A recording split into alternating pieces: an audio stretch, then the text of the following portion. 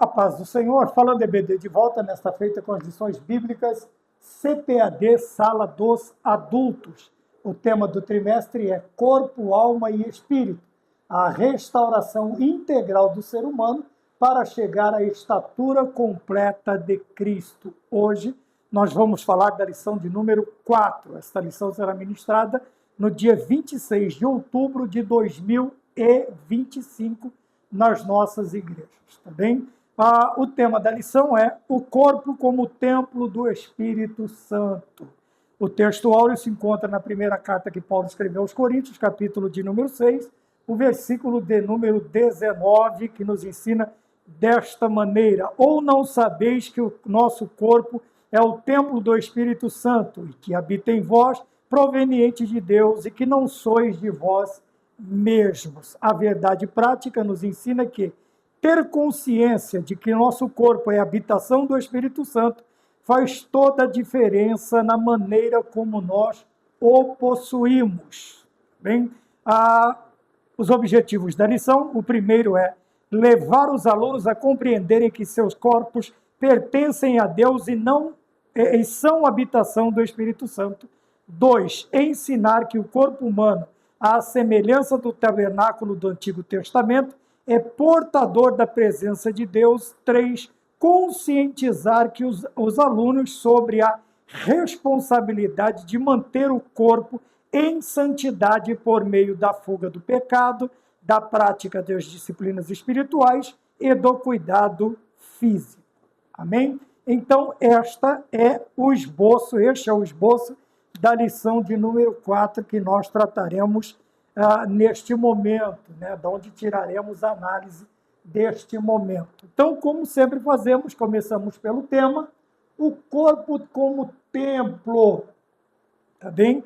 O tema todo é o corpo como templo do Espírito Santo. Quando falamos de templo, nós somos forçados a nos lembrar do Antigo Testamento, da forma de adoração no Antigo Testamento, tá bem? A forma de adoração a partir da legislação de Moisés. Nós vemos a construção, a confecção do tabernáculo móvel, logo depois a construção do templo físico por Salomão. Então, quando falamos de templo, nós falamos da habitação de Deus, não somente de um lugar de culto, mas principalmente da habitação, da morada espiritual de Deus em nós. Nos lembrando que os céus e terra não podem contemplar a sua glória. Deus não habita, vamos dizer, não mora fixamente em templos feitos por mãos de homens,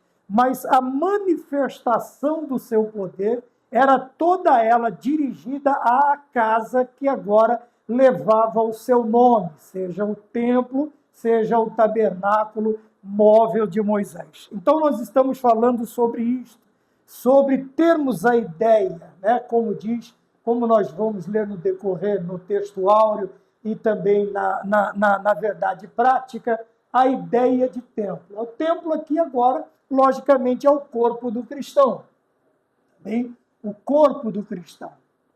Tá? E traz a ideia da habitação de Deus. Logo, nós vamos ter já no versículo bíblico que está norteando a lição esta ideia. Ou não sabeis que o nosso corpo, tá, é o templo do Espírito Santo. É a ideia que nós já temos em prática. Nós já temos ela corrente na nossa vida. Nós aprendemos desde a mais tenra idade que a partir do momento em que nós aceitamos a Jesus Cristo como suficiente, único Salvador e Senhor da nossa vida, nós passamos a ser a habitação, a morada de Deus em espírito, tá bem? Porém, esta ideia, ela nos leva mais além. A responsabilidade, ela é maior. A relevância desta ideia, deste ensino, desta doutrina, ela se torna maior a partir do momento em que nós chegamos a esta conclusão. E que não somos e que não sois de vós mesmos. É uma pergunta. Veja, ou não sabeis que o vosso corpo é templo do Espírito Santo? É reticência. E que não sois de vós mesmos. Então, a ideia que vai além de sermos templo é de que nós não temos mais, vamos dizer assim, a escritura, a propriedade do nosso corpo. Já não pertence mais a nós. Veja que a partir de agora, a ideia de que nós pertencemos a Cristo e como habitação do Espírito Santo, nós precisamos manter esta habitação habitável por Deus, santa, limpa, imaculada. São ideias que vai além e que nós não temos o controle total dos nossos corpos, como é vigente a ideia meu corpo, minhas regras. Tá? Isto é totalmente antibíblico, contrário a Deus, é totalmente contrário à piedade e não pode, de maneira alguma, fazer parte do pensamento cristão. De maneira alguma, esta heresia pode tomar conta, porque a ideia é esta: não sabeis e que não sois de vós mesmos. A partir do momento em que nós entregamos, ou que o Senhor, nós somos figuradamente comprados pelo Senhor, nós recebemos o selo, o Senhor tem em suas mãos a escritura chancelada, selada, como nós veremos mais adiante, dos nossos corpos. Quer dizer que não somos, mas irmão Maurício, é uma ideia nova? Não, é totalmente... Paulo já dizia isto: estou crucificado com Cristo, mas vivo. Não mais eu, mas Cristo vive em mim. E a vida que eu vivo na fé, que eu vivo agora na carne, eu vivo na fé do Filho de Deus. Quer dizer, eu estou crucificado com Ele, eu estou vivo, mas não pertenço mais a mim, eu pertenço a Ele. Tudo que eu faço agora é mediante a fé em Cristo Jesus. Tudo que eu faço. Tá? E tudo isto agora pertence a Deus, toda a minha vida. Corpo, alma, espírito, tricotomia, todo o nosso ser pertence a Cristo. E é Ele quem vai fazer uso, conforme a sua vontade, conforme o seu querer, conforme a sua direção. É Ele quem ditará as regras. É Ele quem ditará as regras. Isto faz de mim um autômato? De maneira nenhuma. Faz de mim um cristão confiante em Deus, que entregou a sua vida ao Senhor, sabendo que tudo que ele fizer, seja da vontade dele, seja contrária até o meu gosto, a minha vontade, contrária até o meu, não é aquilo que eu quero, mas eu tenho certeza que é o melhor, porque ele sabe fazer, o Senhor é quem sabe fazer. Então nós temos esta ideia, que o corpo, que não somos mais de nós mesmos, mas pertencemos único e exclusivamente ao Senhor. Tá? E que ter esta consciência, tá? Ter esta ideia, faz toda a diferença na maneira como possuímos. Como possuímos o quê? Como possuímos o nosso corpo. A partir do momento em que a nossa consciência ela está tomada, tá bem? Nós estamos cônscios, nós estamos cientes, nós somos sabedores de que o nosso corpo não pertence mais a nós. Faz o quê? Por que é a total diferença? Porque tudo que eu for fazer mediante, através do meu corpo, da minha carne, eu tenho que ter ciência, esta ciência que pertence ao Senhor. Logo, a maneira como eu vou tratá-lo também será da maneira que agrada a Deus, da maneira que satisfaz a Deus, da maneira que está dentro das vontades de Deus. Eu estarei no centro da vontade de Deus, também através do meu corpo, não somente através do espírito, não somente através da alma, mas também, agora nesta lição, principalmente através do corpo. O meu corpo, ele estará totalmente dentro da vontade de Deus. Tudo que eu fizer através do corpo e todas as decisões que forem tomadas, elas têm que estar centralizadas na vontade de Deus, que é o quê? Que é o dono.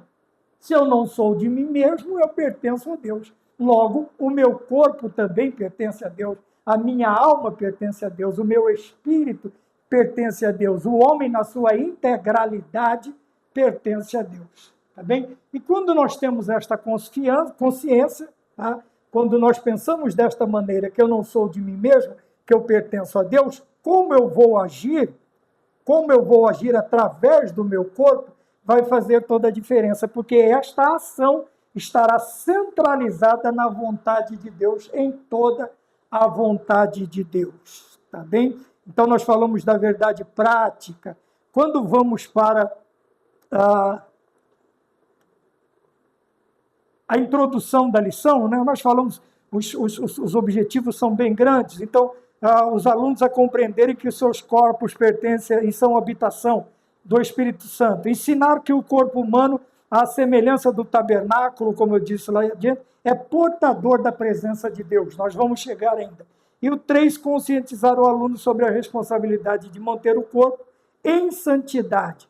Primeiro, por meio da fuga do pecado. Depois, praticando as disciplinas bíblicas. E terceiro, cuidando do físico, do corpo físico, cuidando da maneira adequada.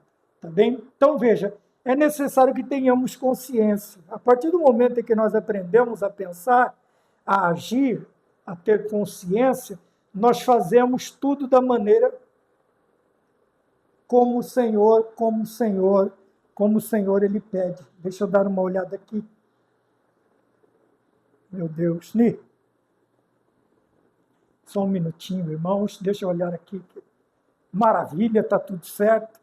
É que de quando em vez aparecem umas notificações que param a gravação. E como a gente trabalha só, fica mais difícil. Tá bem? Então vamos mais adiante. Primeiro, vamos para a introdução da lição, né? Retomando, nós vamos chegar à ideia de que o nosso corpo, tá bem? Ele é como templo, e nós vamos nos relembrar de como era feito, de como era o culto, de como era a vida espiritual do povo, tanto no deserto quanto já na construção do templo fixo, né? A construção por Salomão já na terra possuída, tá bem? Nós teremos mais visões, mais ideias do templo no deserto, nos 40 anos de peregrinação, pelo deserto, e depois nós teremos a construção. Então, a ideia que nós vamos ter de culto, ela é mais voltada para os 40 anos de deserto, seus simbolismos, suas figuras, suas sombras, tudo aquilo que prefiguravam o Novo Testamento, e nós vamos aprender, tá bem?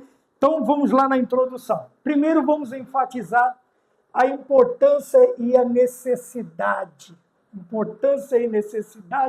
de cuidado, tá bem? Agora nós estamos falando do espírito, da alma ou do corpo, quando nós olhamos para a lição, tá bem? Nós vamos ver que o corpo, como templo do Espírito Santo, o seu cuidado, principalmente quanto à santificação, ela precisa ser enfatizada. Por quê? Porque é uma doutrina de suma importância, principalmente para os nossos dias. Tá? Quando que olha-se para o corpo e se tem várias ideias, né? A adoração ao corpo, a veneração, o desejo, né, da perfeição corpórea, da perfeição corporal, vamos dizer assim, o disfarce da idade, daquilo que acontece com o corpo através da idade e através do passar dos tempos. Tá? Só não nos preocupamos com uma coisa, que é a santificação. Veja, a santificação, a purificação, ou o não permitir que o nosso corpo seja maculado pelo pecado, seja maculado pelas ideias do pecado, seja maculado pelas ideologias vigentes, tá? pelas mentiras vigentes e por tudo o que tenta enganar o homem. Então vamos lá, enfatizando a importância e a necessidade de cuidado, principalmente quanto à santificação. Do quê? Do corpo. Tá? É o que nós vamos tratar a lição, toda ela, neste momento. Então, o que é santificação? Nós já falamos. Santificação é separação, consagração e a utilização. Vamos olhar novamente para o Antigo Testamento. Vamos lá para dentro do templo. Tudo aquilo que existia dentro do tabernáculo de Moisés havia sido separado, foi posto lá dentro. Consagrado a partir do momento em que tudo que está lá dentro só pode ser único, exclusivamente usado para Deus e por Deus. Tá? E tudo que havia lá dentro, tudo havia uma utilização.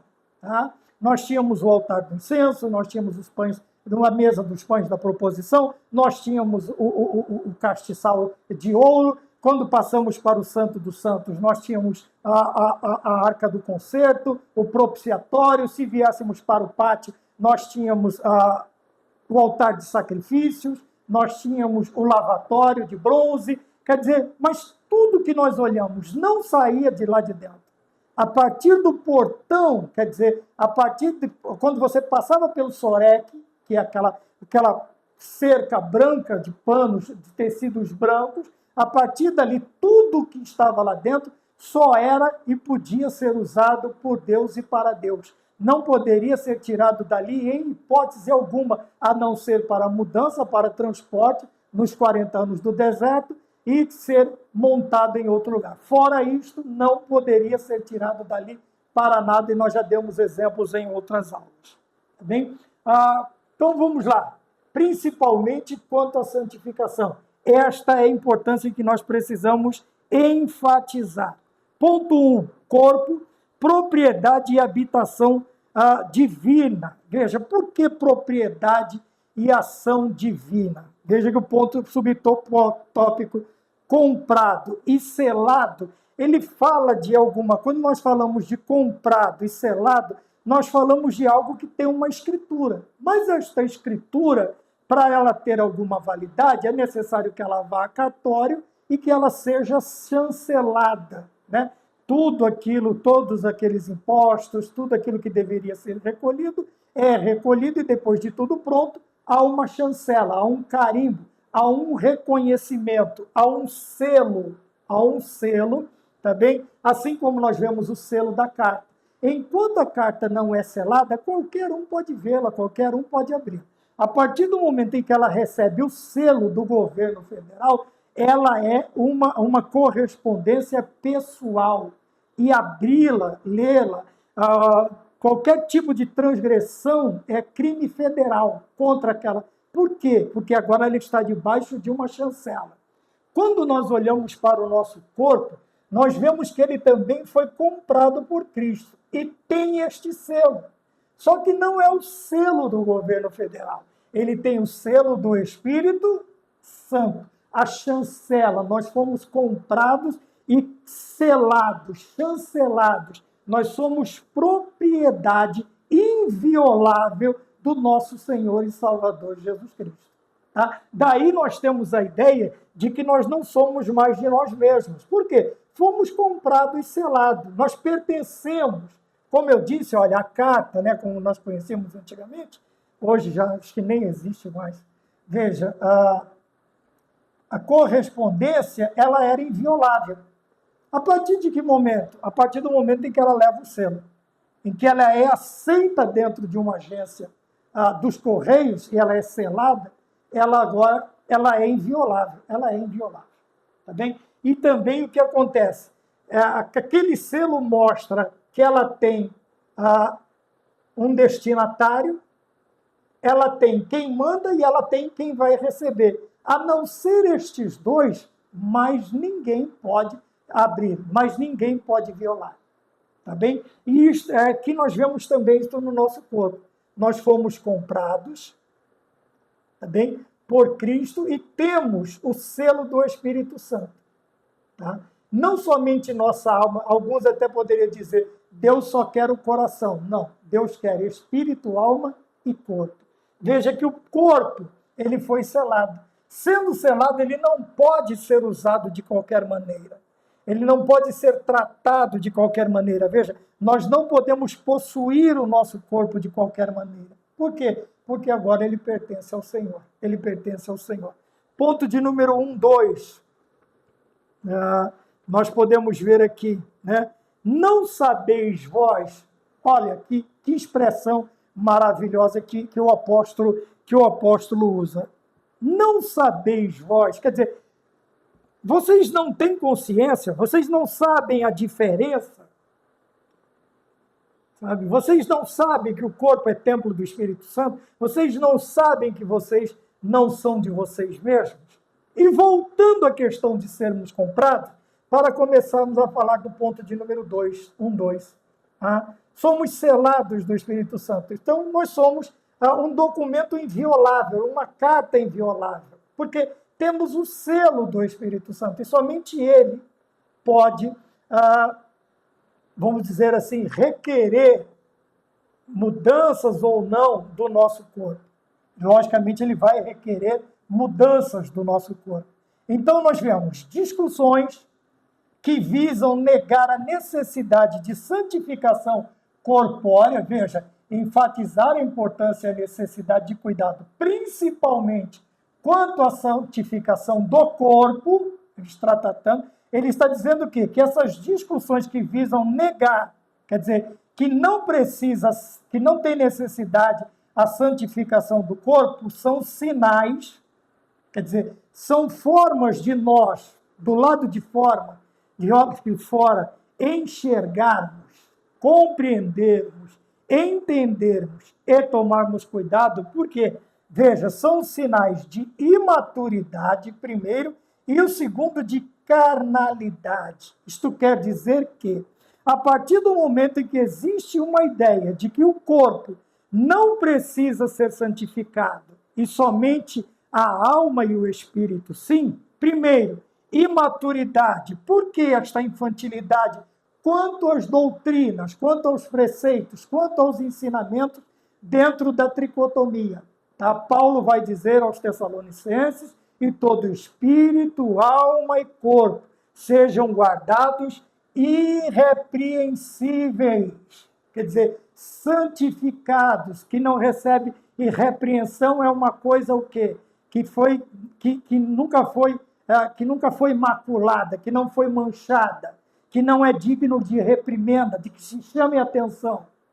Então, veja, essas discussões de que o corpo não precisa de santificação, eu posso ficar na academia de qualquer jeito, com qualquer roupinha, na frente do espelho, sem camisa, com shortinho, com isso, com aquilo, tá? Nós precisamos tomar cuidado. Irmão Maurício, mas isso é muito retrógrado. Será, meus queridos irmãos, será? Enquanto se preocupam com bigode, se preocupam com barba, se preocupam com extensão de cabelo, agora esquece da prostituição, do adultério, da fornicação, da sensualidade. Se esquecem de um monte de coisa e fica esse debate infantil de pessoas que deveriam estar preocupadas com a prostituição, com o adultério, com a sedução, com tudo aquilo que provoca a carnalidade, tá bem? E isto na vida dos seus amigos, dos seus parentes, dos seus familiares, mas eles não podem. Então, é como muitas formas de governo, eles vão lançando essas bombas de fumaça.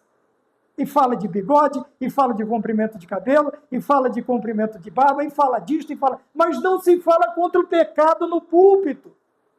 Segundo, terceiro, quarto casamento. Pessoas envolvidas sexualmente com pessoas que não são seus cônjuges. Jovens na fornicação. Velhos cometendo atrocidades sexuais. E ninguém fala nada. Ninguém fala nada. Fica essa conversinha sabe, como dizia um grande amigo meu, essa conversa de bêbado para delegado, né? Conversa fiada, falando coisa que não tem nada a ver. Trate do pecado, pastor. Fale do pecado que estão emaranhando e desgraçando muitos púlpitos. Prostituição, adultério, jogatina, nepotismo, latrocínio. Falem destas coisas. Sabe, porque é muito fácil ficar falando do bigode do irmão, do cabelo da irmã, sei lá do que do outro. Mas o pecado está lá e simplesmente pega-se o transgressor e passa para outra congregação, para outro púlpito, dá outro nome, Deus há de trazer. Então veja, essa conversinha de que o corpo não precisa ser santificado não passa de imaturidade, infantilidade espiritual e de crentes carnais, voltados à carnalidade, ao pecado, a tudo aquilo que a carne atrai. Tá? Aqui a carne, vamos voltar, sarx, quer dizer, a natureza pecaminosa do ser humano. E ficam aí, e ninguém está vendo.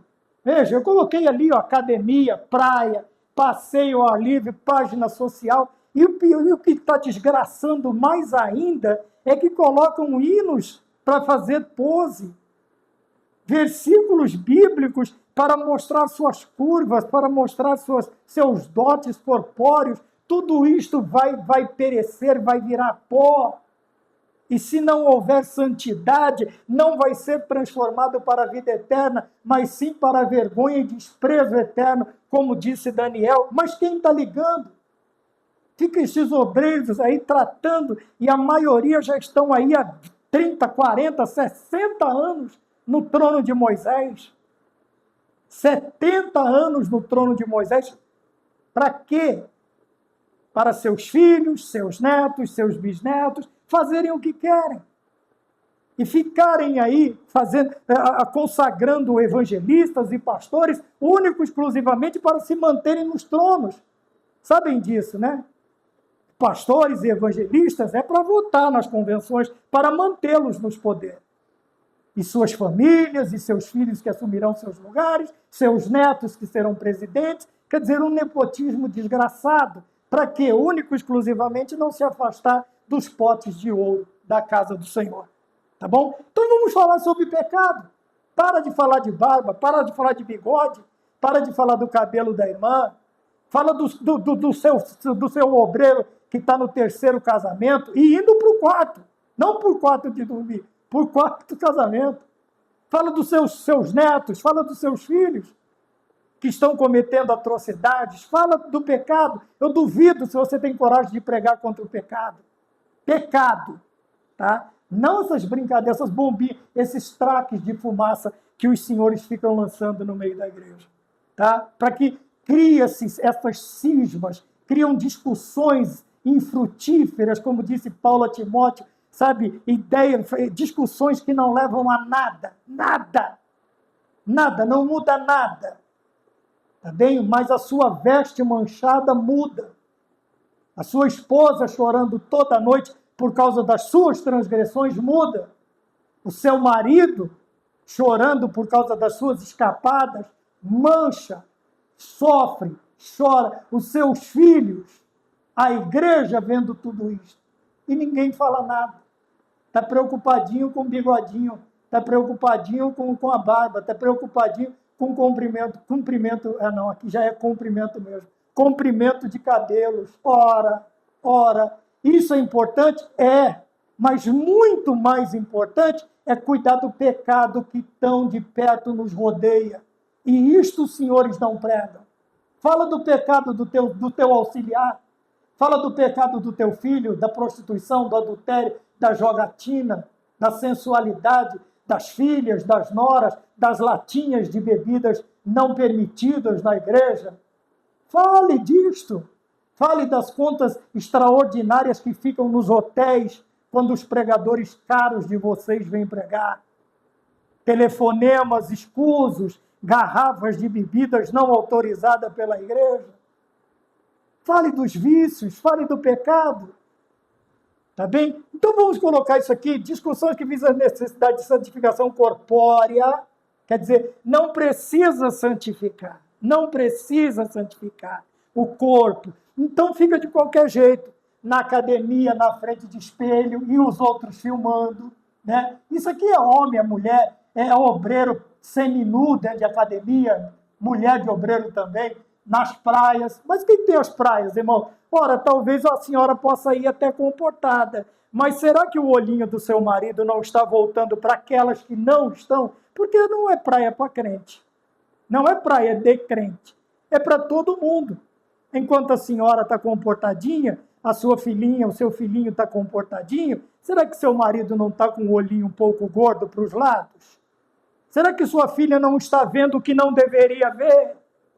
Será que o seu filho não deveria, não está vendo coisas, corpos que não deveriam estar vendo nesta tão pouca idade que ele tem, que a menina tem, para ficar vendo aí nas praias? Tá? É pecado ir na praia? Não, mas escolhe um lugar.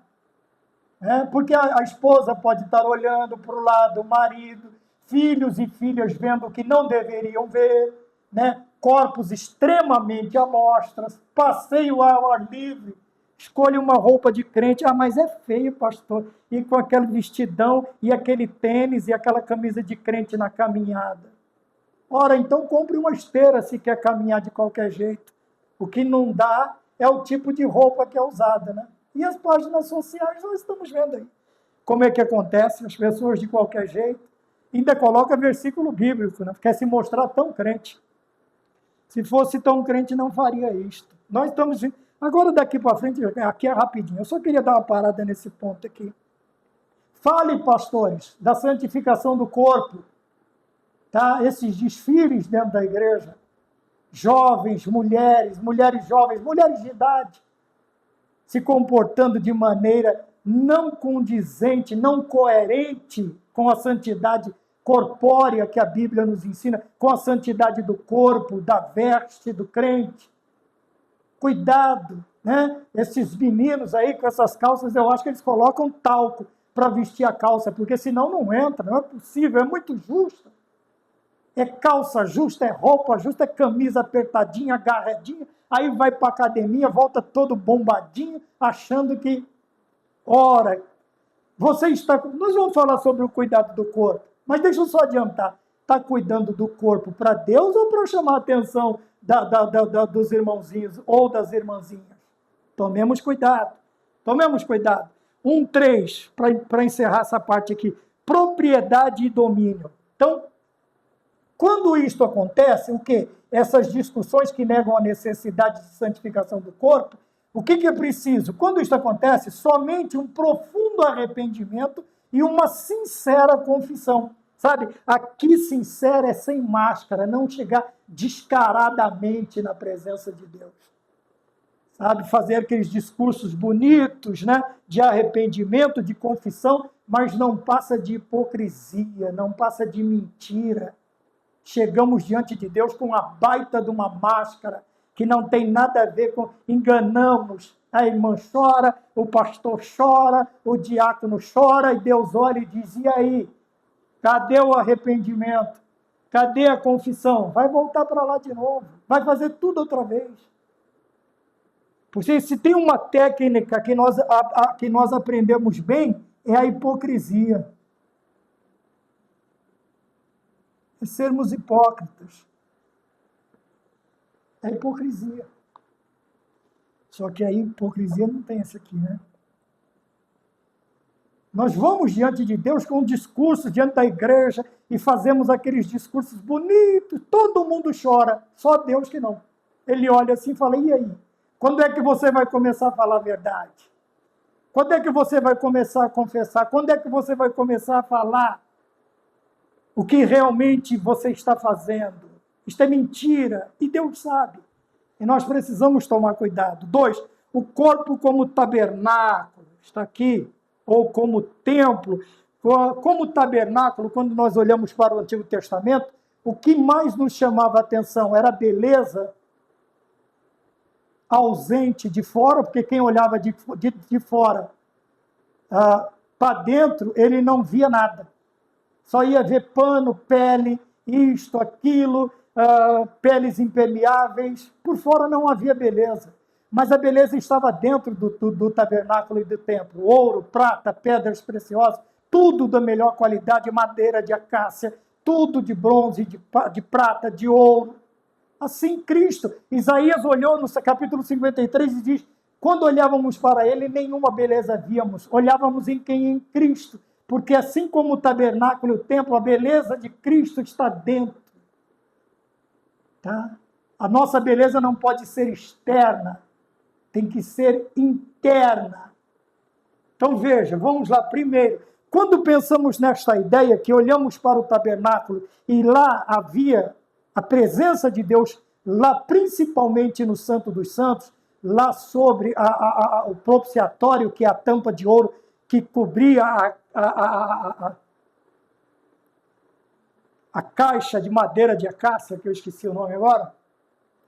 Então, o que isto faz quando nós começamos a lembrar, pensar onde está a presença de Deus? Do lado de fora ou do lado de dentro? Onde está a beleza do tabernáculo? Do lado de fora ou do lado de dentro? Onde está a beleza? Na parte humana ou na parte divina? Quando pensamos nisso, solidifica o entendimento do corpo. Então, solidifica quer dizer,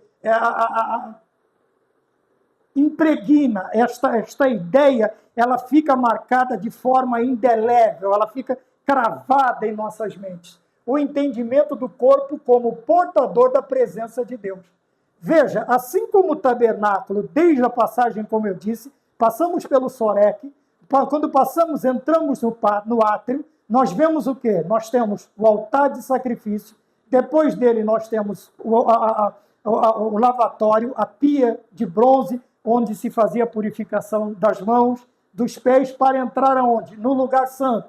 Então, mesa dos pães da proposição, aqui deste lado, o candelabro, o castiçal de ouro, cuja luz, a luz era a única luz que iluminava o lugar. Não havia iluminação externa, artificial. Quer dizer que só Jesus Cristo disse, eu sou a luz do mundo. Quando eu olho para os pães da mesa, a mesa dos pães, Jesus Cristo diz, eu sou o pão do mundo. Eu sou a luz do mundo. Eu sou o pão do mundo. Eu vou mais adiante, à frente está o altar de incenso. Jesus Cristo como meu sumo sacerdote oferecendo orações a Deus. É o incenso que sobe, é o fumo do incenso, é as orações dos santos. Aí eu tenho a parede, eu tenho o véu que separa. Quando eu entro, o que eu tenho diante de mim? Eu tenho o propiciatório, que era uma tampa feita de ouro maciço, sem recorte, sem emendas, e que ali manifestava-se a glória de Deus.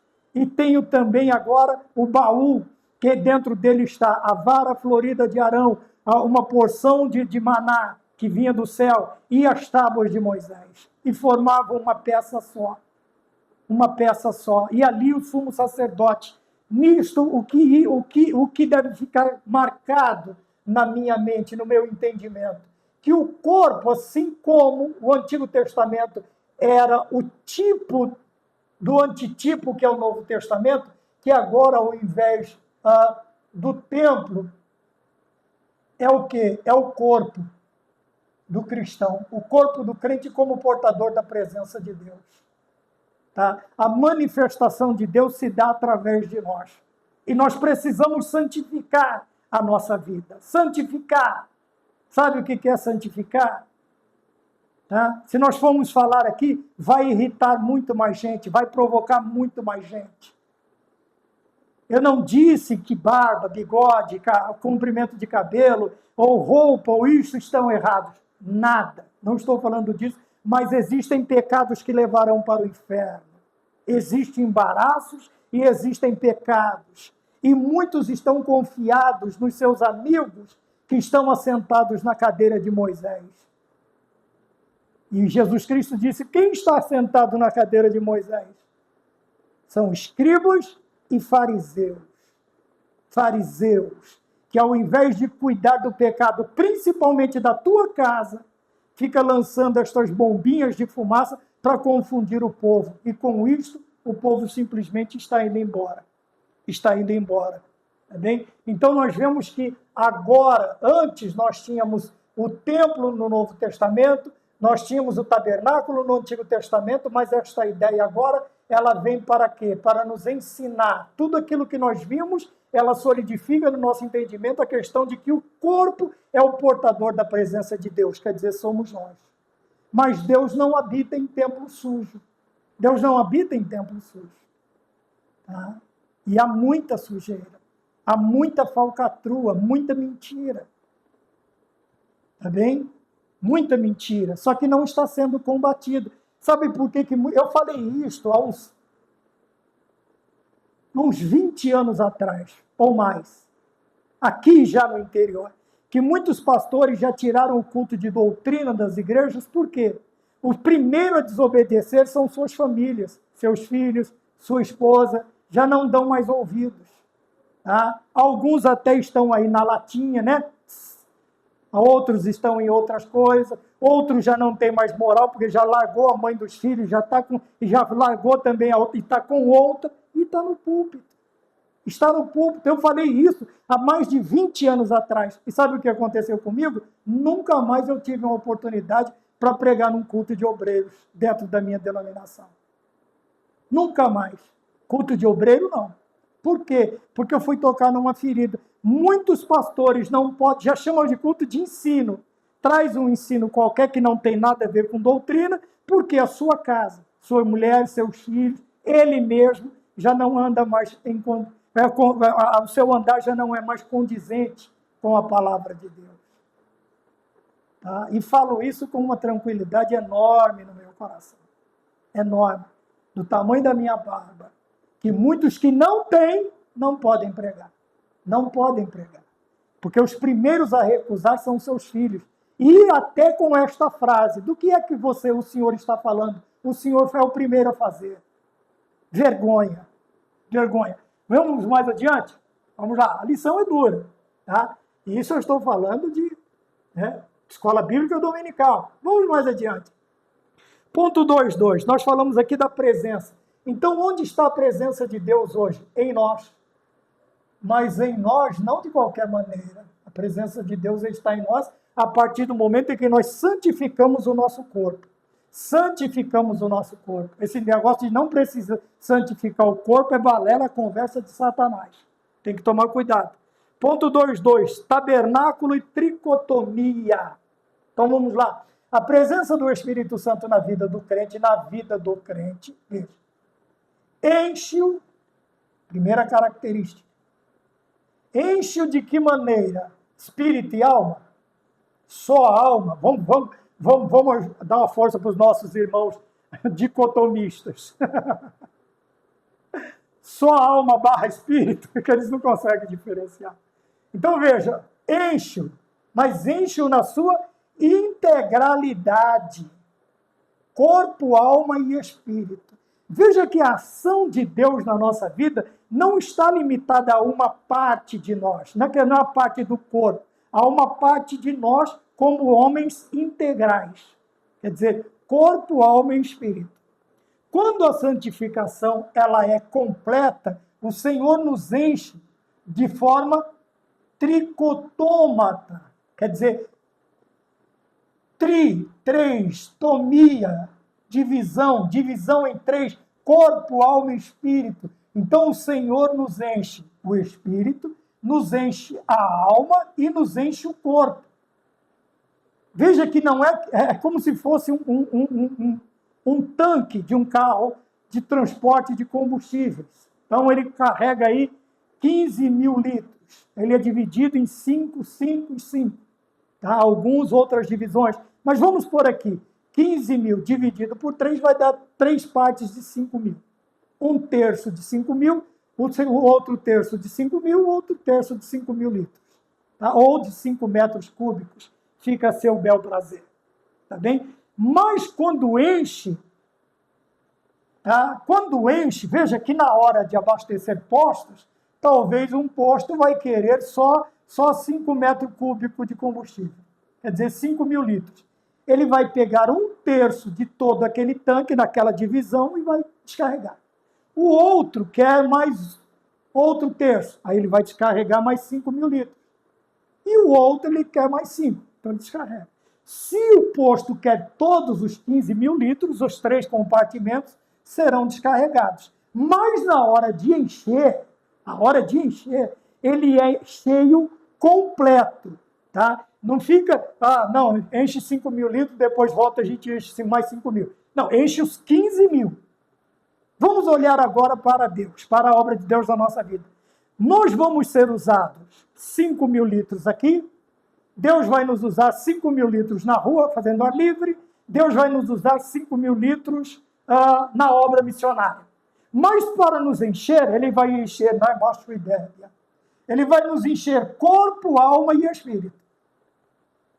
Ele vai nos encher completamente, a tricotomia, ele vai encher a vida do crente completa. Agora, onde vai ser distribuída estas porções do Espírito Santo, é ele com quem sabe. É por isso que nós precisamos ir vazios. Vamos vazios, o Senhor nos enche completamente, integralidade, corpo, alma e espírito, aí ele vai derramando onde ele quer.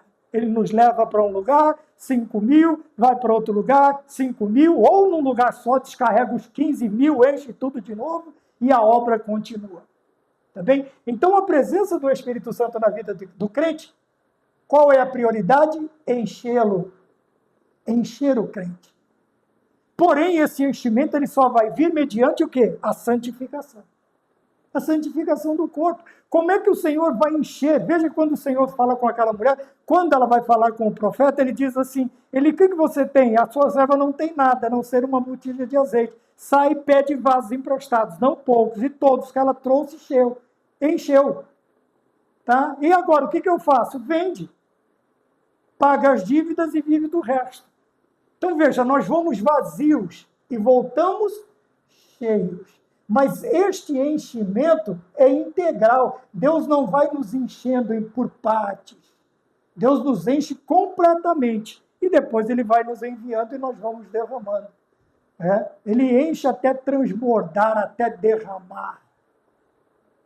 Agora para os pentecostais, e quando o Senhor nos enche do seu Espírito, até nós transbordarmos, é aí que vem, que surgem as línguas estranhas. Os dons, as manifestações do Espírito Santo. É daí que vem, é quando o crente transborda, não é quando ele está no rio da graça, nos artelhos, nos joelhos, aqui na cintura, não. É quando ele já não dá mais pé. Como dizia o cantor, então se começa tudo a melhorar, e quando a água me cobrir total, não quero sair mais deste manancial. Senhor, eu preciso para sempre no rio da graça nadar. É aí que nós precisamos pensar nesta situação no ponto 2.2, tabernáculo e tricotomia. Tá? Lembrando do tabernáculo, veja que quando Salomão, falei 500 vezes da palavra, ele consagra, quando os sacerdotes, o sumo sacerdote consagra, em 2 Crônicas, capítulo 7, versículos 14 e 15, antes nós vamos ver que a glória de Deus é tão grande que nem o sumo sacerdote, nem os sacerdotes podiam ficar lá dentro. Deus tomou conta de sua casa. A presença de Deus foi total. Nem o rei, ninguém conseguiu ficar lá dentro. Veja, Deus encheu o templo na integralidade, na sua consagração. E ainda disse, se este povo que se chama pelo meu nome se humilhar e orar e se desviar dos seus maus caminhos, então eu ouvirei do céu, sararei a sua terra, perdoarei os seus pecados desde agora. Versículo 15, estão abertos os meus ouvidos e estão abertos os meus olhos e atentos os meus ouvidos às orações que se fizerem neste lugar. Perdão se eu esqueci alguma coisa. Mas veja, é a presença do Espírito Santo que deve encher. Na vida do crente, enche o que? Corpo, alma e espírito. Não fica um espaço. E quando nós transbordamos, manifestamos esta presença maravilhosa. Vou repetir, aí para nós pentecostais aparecem os dons, a glossolalia, a cura, a libertação, o falar e o interpretar, o dom de ciência, o dom de discernir espíritos. Nós vamos ver a manifestação do Espírito Santo também completa, integral, assim como nos enche a nossa integralidade, nós teremos também a presença integral do Espírito Santo, todas as suas manifestações. 2.3, para não tomarmos, nós estamos falando de tabernáculo e tricotomia. Veja que eu falei que quando Salomão oferece, ninguém consegue ficar, porque Deus toma conta do tabernáculo. Tá? E na tricotomia também ele nos enche, corpo, alma e espírito, e transbordamos.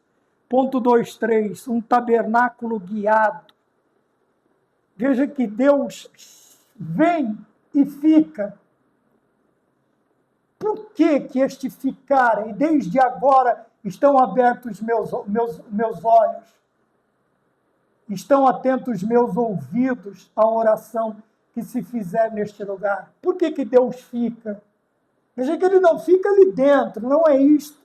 Porque ele mesmo disse, ele disse para Davi, disse para Salomão, que templo que me comporta. Veja, os céus é o meu trono, a terra é o estrado dos meus pés. Mas a sua presença, o seu olhar estão abertos, desde agora, segundo Crônicas 7:15, estão abertos os meus olhos, atentos os meus ouvidos. Tá? Então, por que ele fica? Porque é importante ter a presença de Deus. Por que é tão importante ter a presença de Deus? Veja, porque com a presença de Deus nós seremos guiados permanentes e eficazmente em nossa vida. Veja, a presença de Deus na nossa vida não nos permite andar confuso, perdidos, cegos no escuro, de maneira nenhuma. Mas a partir do momento em que o Senhor fica, a importância de ter a presença de Deus como guia permanente e eficaz em nossa vida é isso. Vamos para lá para o passado. O povo precisava andar, mas Moisés está muito quente, calma. Olha para cima. A nuvem os acompanhava. Eles andavam debaixo da sombra das potentes mãos de Deus. Bem-aventurado aquele que habita no esconderijo do Altíssimo. À sombra do Onipotente descansará. A sombra do Onipotente descansará. Então, de dia era a nuvem, à noite, frio, escuro. Quem ia conseguir andar? Milhões de pessoas, como conseguiria andar? Répteis que aproveitam agora para atacar, ou qualquer outro tipo de perigo, escuro, eu não estou vendo nada. Mas a coluna de fogo ia diante do povo, conduzindo, é por aqui. Aqui é o caminho, não se desvie nem para a direita, nem para a esquerda, mas ouvirás uma voz por detrás de ti, dizendo, este é o caminho, este é o caminho. Estava de dia a nuvem de fumo, e à noite a coluna de fogo. Por quê? Veja, porque era importante, era Deus guiando permanente e eficazmente a vida do povo no deserto. E hoje não é diferente. Nós não temos a nuvem, nós não temos a coluna de fogo, mas temos o Espírito Santo de Deus nos conduzindo dia e noite, seja dia e noite físico, seja dia e noite espiritual. Nós temos a presença do maravilhoso Espírito Santo na nossa vida, nos conduzindo todos os dias, todas as horas. Tá bem? Então vamos olhar então novamente para o ponto de número 2. Qual que é o tema principal? 2. Piririm, pararão. O corpo como tabernáculo. Então solidifica o entendimento de que o nosso corpo, hoje, é portador da presença de Deus. O Antigo Testamento e algumas figuras que nós vemos nos servem de tipo, tá bem? Sombra, nos indica o que seria o presente. 2, a presença do Espírito Santo na vida do crente nos enchendo. Na integralidade, corpo, alma e espírito. Veja, nós temos o entendimento de corpo portador da presença de Deus, que a presença de Deus enche este corpo na sua integralidade, aqui nós estamos falando da tricotomia, corpo, alma e espírito, e que a importância, estudamos sobre a importância de ter a presença de Deus como guia permanente e eficaz em nossa vida. Por quê? Nós não erramos o caminho. E ouvirás uma voz por detrás de ti. Este é o caminho. Não te desvie nem para a direita e nem para a esquerda. Veja, de noite, de dia, a nuvem não permitia que o sol escaldante do deserto fizesse muitos, milhares sucumbirem ao calor e à desidratação. E à noite, no escuro, a coluna de fogo esquentava, a hipotermia não acontecia, mantinha aquela temperatura, 22, 23 graus, temperatura de voo, sabe? Aquela temperatura de como é que eles falam? Aquele céu de brigadeiro, aquela temperatura de cruzeiro, 22 graus, 23, tranquilito, né? E a coluna de fogo e a luz. Não tinha como errar. Não tinha. Você olhava aquela coluna gigantesca de fogo. Se ela ia para cá, você ia. Se ela parasse, você parava. Parava e já construía também ali o arraial e esperava até a próxima ordem de Deus. Então aprenda isto. Se Deus mandar você ir, vá. Se Deus mandar você ficar, fique. Se Deus mandar você parar, pare. Monte o seu tabernáculo. Porque na hora certa o Senhor vai, depois de te encher, Ele vai dizer, levanta acampamento, meu filho. E agora vai. Tá bem? E agora vai, terceiro e último tópico, cuidando do templo do Espírito Santo. Nós já batemos, quer dizer, nós já falamos bastante aqui nas discussões que existem hoje, né? Mas veja, ponto 3.1, ele vai dizer sobre cuidado, fugir da prostituição. Então, Paulo aponta para a necessidade de ações concretas. Não é só converseiro, não é só falatório para metade bater palma e a outra metade ficar brava. Principalmente aqueles que são assim, né? E pode ver que os que estão batendo palma estão no erro daquele outro que está falando. O outro está falando... Agora é uma broma, né? É brincadeira. Tinha um pastor que ele falava assim para a gente, quando o chicote estiver estralando nas tuas costas, você levanta a mão e dá glória a Deus. Ninguém percebe como com você, mas você sabe que é com você. Então tem muitos que o pastor está falando lá, descendo a lenha. Ele está com a mãozinha aqui, está do lado do pastor, mas está fazendo. Então o nosso pastor dizia assim, vai dando glória a Deus, o povo acha que não é com você. Aí ele consertava, mas você sabe que é com você. Então veja, ações concretas que nos ponham a salvo dos terríveis males da impureza, principalmente do quê? Das impurezas sexuais. Né? Infelizmente. Aí ele diz, olha, fugir. Ele diz, foge, escapa-te pela tua vida. Foge da prostituição. Então, muitos que estão fugindo para a prostituição. Mas Paulo aponta para a necessidade de ações concretas. Então, o que são essas ações concretas? Cometeu, disciplina.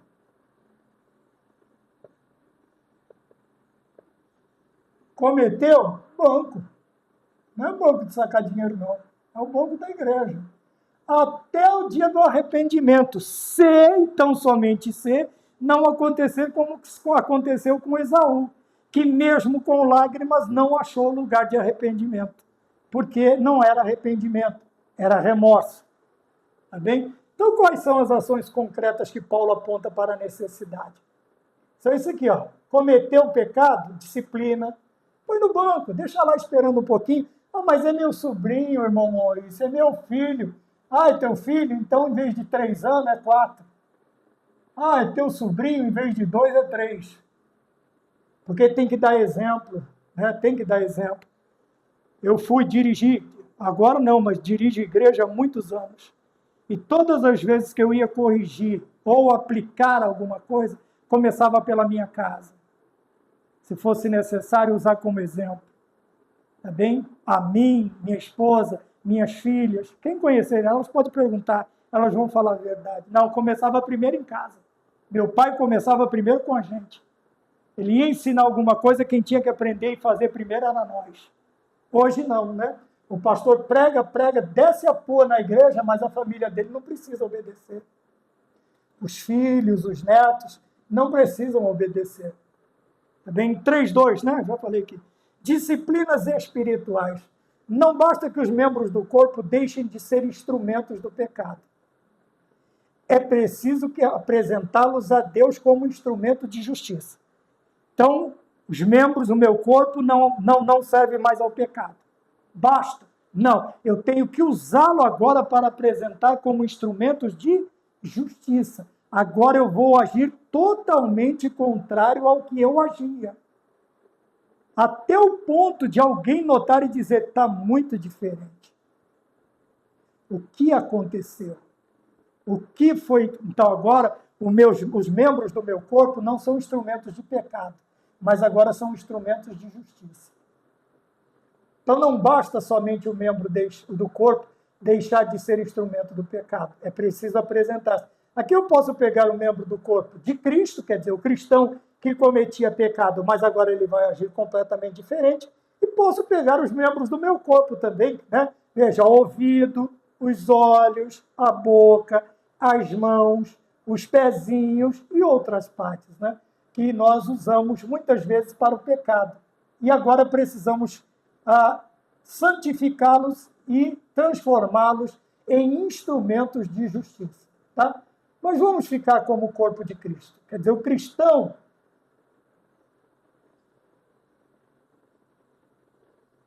que deixa de ser instrumento do pecado, agora ele vai ser instrumento de justiça. Ponto 3.3 para encerrar, disciplinas corporais. É um contrassenso ter o corpo como templo do Espírito Santo e não tratá-lo com o devido cuidado. Vamos encerrar naquilo que eu já falei? Academia, praia, passeios ao ar livre, páginas sociais, eventos da igreja. Por que eventos da igreja, irmão Maurício? Porque às vezes os crentes confundem, né? É um evento para glorificar a Deus, não para glorificar a sua forma corpórea. O seu vestido novo, transparente, a sua calça nova, obreiro, totalmente agarradinha no corpo. E ainda fica em pezinho lá no púlpito, todo bonitinho, abre o paletó. E quando Deus olha, o que ele vê? Então nós precisamos tomar cuidado. Não sei se notaram, mas as aulas estão tornando-se um pouco mais salgadinhas. Mas veja bem, adianta ficar cuidando do paletó, do bigode, disso, daquilo, e esquecer da santificação, esquecer-se de fugir da prostituição, esquecer-se de se apresentar. Outrora era apresentava o corpo como instrumento do pecado e agora não apresenta, talvez por vergonha, se apresenta como instrumento de justiça. E olha aqui o contrassenso. Ter o corpo como templo do Espírito Santo e não tratá-lo como tal. Aqui já a obrigação é minha. Eu sou o templo do Espírito Santo? Sou. Então eu devo tratar o meu corpo assim. Assim. Sabe? Assim. E evitar certos exageros. É como Paulo diz, tudo me é lícito, mas nem tudo me convém. Tudo me é lícito, mas eu não vou me deixar levar por nenhuma delas. Veja, somos tentados constantemente a pensar, se Deus não quisesse que eu fizesse isso, Ele não me dava. Vamos lá, cabelo assim, um corpo assim, assim, assim. Se Ele não quisesse, Ele não me dava. Mas quem sabe Ele te deu para te provar. Vamos ver o que meu servo, minha serva vai fazer com aquilo que eu dou para ele. Então nós precisamos tomar cuidado. Amém? Já o tempo já passou, o corpo como templo do Espírito Santo. Também não vou pedir desculpas, também tenho certeza do que estou falando. Então veja bem, antes de você se preocupar demais com a vida dos outros, preocupe-se de menos com a vida dos outros. E preocupe-se mais com a sua própria vida, com a vida da sua família. Tá bem? Tome cuidado. Onde você anda, onde seu cônjuge anda, onde seus filhos andam, tome cuidado. Muitos chorando nos dias de hoje, porque simplesmente não sabem o que os seus estão fazendo. Tá bem? E principalmente, vamos cuidar desta máquina maravilhosa, o corpo, que Deus criou, que Deus fez e que Deus nos entregou para que nós saibamos que não é nosso, tá? E devemos saber o que fazer com ele. E o que fazer com ele ser para a glória do nome de nosso Senhor Jesus Cristo. Amém? Que Deus nos abençoe, a paz do Senhor, e até a próxima aula, se o Senhor nos permitir e você estiver conosco. Amém.